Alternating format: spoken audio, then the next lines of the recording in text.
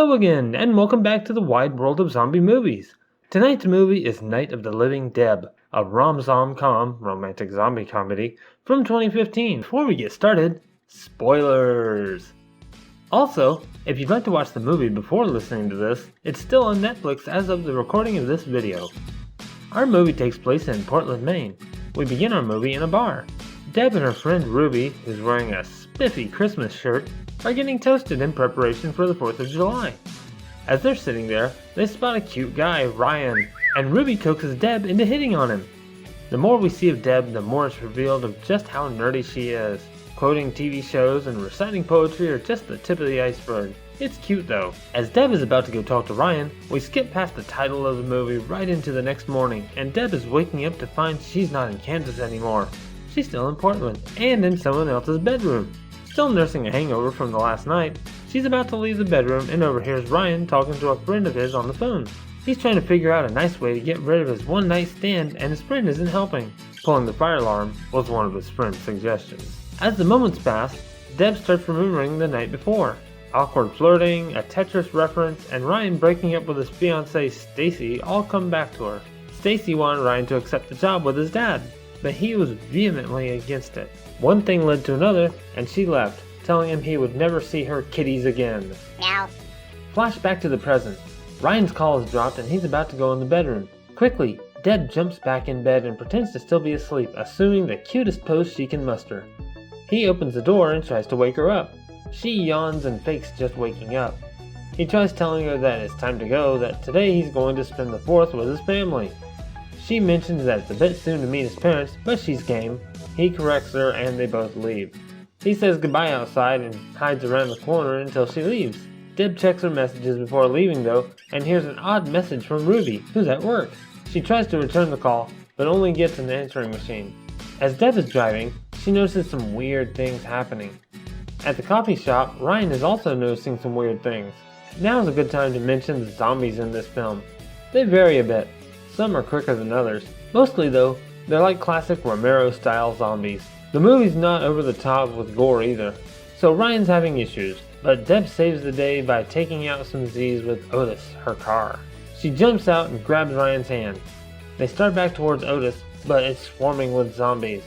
Ryan leads her back to his apartment and they lock themselves in. They try the news to see if anything about the zombies is mentioned. He only has local news, no cable. But the news is playing on a loop from the day before anyway. Deb recognizes this because she works at the TV station. They try the radio and it's all over town.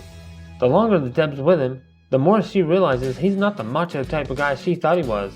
He's more of a vegan, ride a bike to help the environment, protest Christmas trees for being plastic, and protest real Christmas trees for being real type. Suddenly, Ryan thinks of his fiancée Stacy and asks to borrow Deb's phone.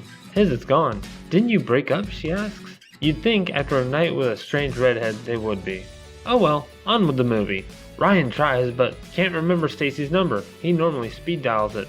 Deb thinks of her mom and tries to call her. A brief back and forth gives us a glimpse of where Deb gets her weirdness. The call is cut short though, and Deb attributes it to her crappy cell. Ryan says, let's take stock of what we have. Deb says, way ahead of you, goes into zombie survival mode, and breaks an end table for weaponry. They hear screaming from outside though, and witness a woman eaten by zombies. He says, we need to be quiet when we leave. She replies, I don't want to leave. Besides, we need to start bonding if we're going to repopulate the earth. Just thinking out loud. Ryan insists that he wants to check on his family though. Deb can't deny him and goes to the fridge to prepare for the drive over. Here's what they have to deal with. Checking on his upstairs neighbor, Mrs. Jones, for food, they find her dead. Aww. But looks can be deceiving. Quickly, they take her out and grab what they can. This isn't much though. They can't leave through the building because the halls are filled with Z's. Going out the fire escape, Deb drops the food and alerts nearby zombies. Blocked, she places herself in mortal danger to save him. He reciprocates right back though, saves her, and they run to Otis and drive off. They chat as she's driving along and discover they have less in common. He gripes about her car's pollution and how she's intentionally hitting zombies. For all we know, someone could be curing the problem right now. She replies, and maybe we can all hold hands and skip to Yum Yum Town where rainbows shoot out of the butts of unicorns. More small talk reveals that he's actually the son of Frank Waverly, who runs the town's water filtration plant. The reason why he doesn't want to work for him is because the plant's rated the most environmentally unsound business in the state. She knows a bit about this, having worked around the news. They stop at the Yule Mart. All they sell is Christmas stuff, literally, to check on Ruby. Before going in, Ryan wants to use a weapon more useful than what they've been using. Thinking momentarily, Deb says, "Oh, check the glove compartment."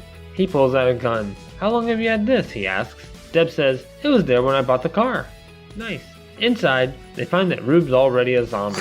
Deciding not to end her zombie friend's life, they lure her out of the store and trap her in Deb's trunk. They drive to Ryan's dad's house and find that Stacy's already there. Joy! At the gate, they meet Chaz, Ryan's brother. He lets them in, and Stacy runs to Ryan, but is taken aback by Deb. Frank, Ryan's dad, enters and has similar emotions to Deb being with Ryan. He's quite rude. Frank tells Ryan to help him in the kitchen with the brownies, and once they're in there, lays some information on him. He tells him that Stacy's been there since last night and that he's been on the phone with the governor. The governor has arranged to have a helicopter waiting for the four of them tomorrow morning at the county line. There'll be no room for Deb. Ryan puts two and two together and questions Dad if he knew since last night about the zombies.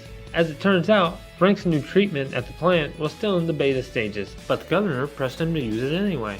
The new method didn't filter out the Ichabod virus, and now anyone who's bathed or drank the water is zombified. A bit more dialogue, and Ryan states, "If you leave Deb, you can leave me too," and he walks out of the kitchen. Frank walks into where Ryan and the others are and tells him that he's changed his mind. Ryan was right. As they're standing there, about to eat the brownies, they hear a shot from outside. It's Topper. He's providing security for Frank. Deb starts to leave, but Ryan tells her of the helicopter and convinces her to stay. They go into yet another room and talk a bit more about the zombies and how it all ties into the water treatment plant Frank is running. Deb is naturally inquisitive as she wants to be a news anchor. Everyone is ready to eat brownies, and Frank specifically hands Deb a brownie. She tastes it and thinks it tastes funny, but doesn't say anything.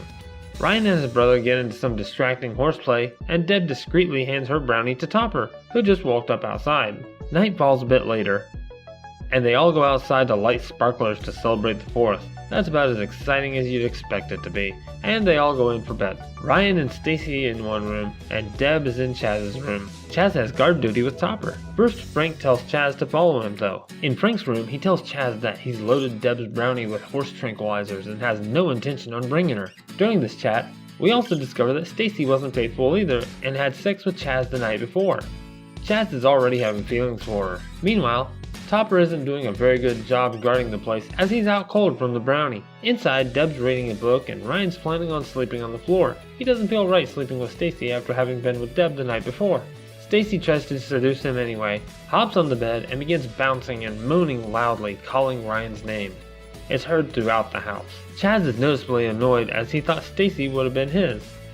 Deb's had enough of this though and leaves. Ryan hears the car and looks outside. Stacy's worried about her cats getting out and goes out to check on them. Outside, she doesn't find kitties, but does find zombies. At the last moment, Chaz saves her. But after a bit of small talk where she says that what they did didn't mean anything, he lets the Z's get her. Nice. Running downstairs, Ryan and Frank have guns and are ready to go. But just as they get there, Chaz is bitten. Meanwhile, Deb is on her way to her mom's with zombie Ruby making noise in the trunk when she's stopped at the county line. The military isn't letting anybody leave without a few questions. The next morning, Frank, Ryan, and Chaz are driving to the helicopter rendezvous point. Deb, meanwhile, is still dealing with the military after a night full of questions, shots, and other assorted junk. Finally, they tell her she's clean and free to go. But only back to town. No one is allowed to leave town, now or ever. She asks about phones, internet, and other such ways of contacting the outside world. All blocked, they reply. She asks them if they're really with the military, and they reply, sort of. Right about then, Ryan and the others pull up to the roadblock and see Deb's car. They go inside to get her, but they get double-crossed. The governor is actually there and has no intention of letting them leave. He plans to blame the whole zombie epidemic on Frank and kill him and his family, including Deb.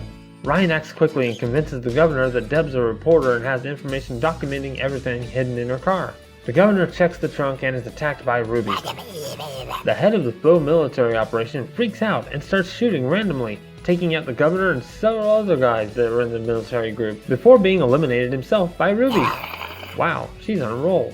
Frank grabs a gun and tells the remaining militia to back off, but Ruby is still on the loose and bites him before running off into the woods. Knowing the fate that lies before him, Frank tells Ryan and Deb to go back into town until the whole thing blows over. Of course, Ryan says, "No, Dad," and they proceed to have this moment between them. As I was watching this, I couldn't help but notice that if the militia had actually followed the governor's last orders to kill them, they could have done it easily. Frank, the only one with a gun helping Ryan and Deb escape, wasn't even paying attention to the militia guys pointing guns at them. Oh well. Ryan and Deb leave Frank in a standoff. Back in town, we come across some graffiti that's one of my favorite scenes from this flick. I laughed so hard.